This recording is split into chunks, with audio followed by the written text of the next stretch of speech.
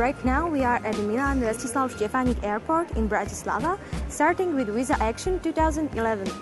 For this year, we decided to do a street action. We are asking travelers and passerbys the questions in order to find out what do they already know about the visa policy, what are their attitudes or opinions. Otherwise, to inform them or share the news we have.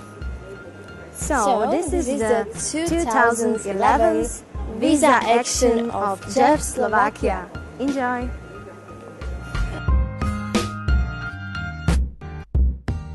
Hello, you can tell us what's name, where you travel, and for what reason. Yeah, okay, so I'm Martin, and I travel to Belgium for a rock concert. How long did it take for you to book the flight, and what were the things you needed to do before leaving, or preparations for your leave? Yeah, nothing special. I ordered flight through internet using my credit card. So I just entered information and everything came to my email, and that was it. I just reprinted the ticket and I can go and fly. And do you think that this situation, like you can stay for how long you want, is in every country? In European Union probably yes, but outside of European Union unfortunately not. I think. I don't have a broad view, so I'm not sure about this stuff, but I think that not every citizen of a country outside of European Union don't have such opportunities as I have. And what do you think, or what do you suggest to happen in the future for the states in Europe, like for example Belarus or Moldova or Kosovo? What should be done? It's too complicated for me to answer a question like this. European Union, I think, should be more tolerant and open to other countries, but I'm sure there are limitations. Okay, thank you very much. You're welcome. Kam cestujete a aký je účel vašej cesty?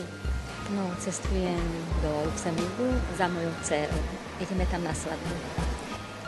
Mohla by si nám priblížiť, čo všetko bolo potrebné na vybavenie vašej cesty do zahraničia? No tak bolo to veľmi jednoduché. Dcera kúpila letenky, doma sa vytlačili a občiansky preukaz. Jednoduché.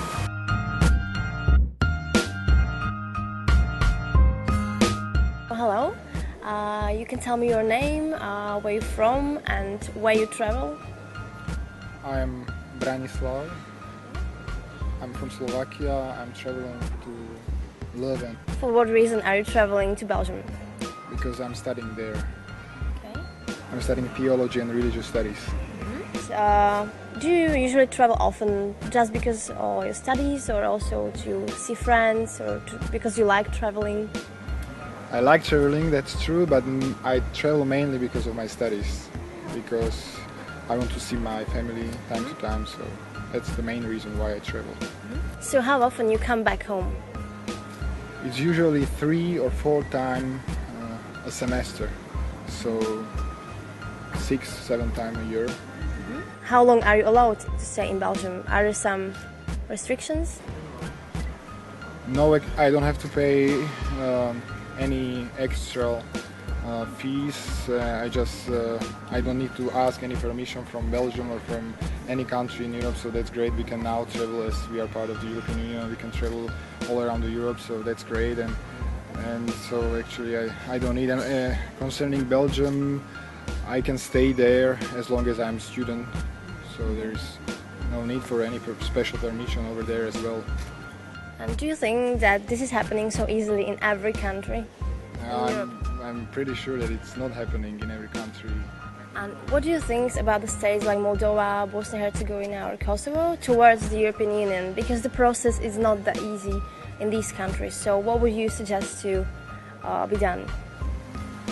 Well, I know that's true. In these countries it's not easy to travel. I'm just coming from a meeting of Eastern and Central European students studying abroad in Italy and Belgium and in different countries, and I know that, for example, for some people, even from Belarus, it was not easy to get, for example, to Vienna and to spend 10 days with us there. And so if you would have a power, or yes, a power to do something towards these states like we were talking about, what would you really do? I mean, I don't know what I would do because I'm not there and I don't see all these systems, how it works. So, but definitely I would work towards an integration of also these countries. I know that there are students, many of them are very talented, so I would like to change it, but how, that's another question. Okay, thank you very much.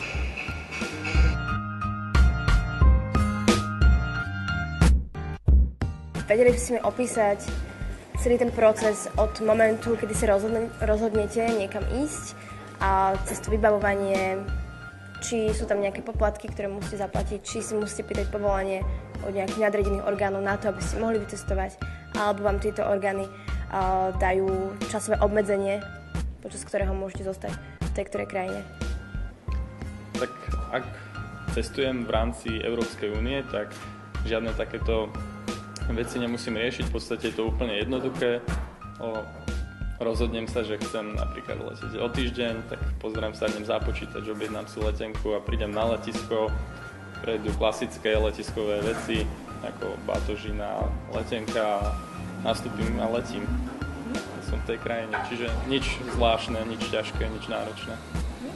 Teraz sa vlastne októbri bude konať taký kongres v Helsinkách v rámci Age of Europe a bude sa predkladať také rezolúcie.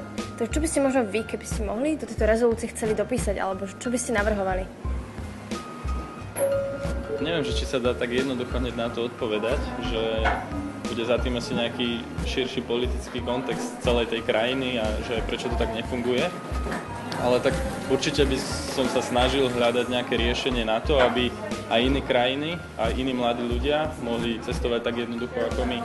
Čiže, ale úplne, že nejak konkrétny plán, že čo by som, tak to neviem teraz povedať.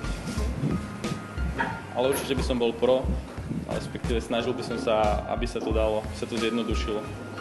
Ahoj, mohla by som ťa vypúšť na chvíľku? Jasne, nech sa páči. Môžeš mi povedať, kam cestuješ?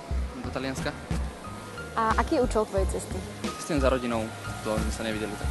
Potreboval si vybavovať nejaké dokumenty predtým, než si vycestoval? Viac menej iba letenky a cestovné poistenie. Na letisku, aké dokumenty musíš predložiť, aby si mohol prejsť do lietadla? Iba občiansky, ten som vybavoval tak pred 9 rokmi. Prečo je to tak, že vlastne potrebuješ iba občiansky preukaz? Kedy sme vstúpili do Schengenu, tak pohyb 4 slobod. Myslím, že netreba žiadne pasporty, žiadne nejaké konkrétne víza. Vybavoval si už niekedy víza? Našťastie nevybavoval. Viac menej víza momentálne vybavujú maximálne tí, ktorí chodia tak mimo Európy a v rámci Európy sa už aj vo väčšine štátov dá ísť bez víz. Som tie, ktoré to podporili. Stačí ísť iba na občiansky preukaz. Napríklad Chorvátsko. Čiže ty ako mladý človek vítaš túto možnosť, že môžeš cestovať bez víz? No, tak samozrejme, to by chcel vybavovať ešte ďalších 300 papierov. Len kvôli tomu, že chce ísť do Čiech. Ešte by som si ťa opýtala, či si myslíš, že by sa mladí ľudia mali viac zaujímať o otázku vízovej politiky?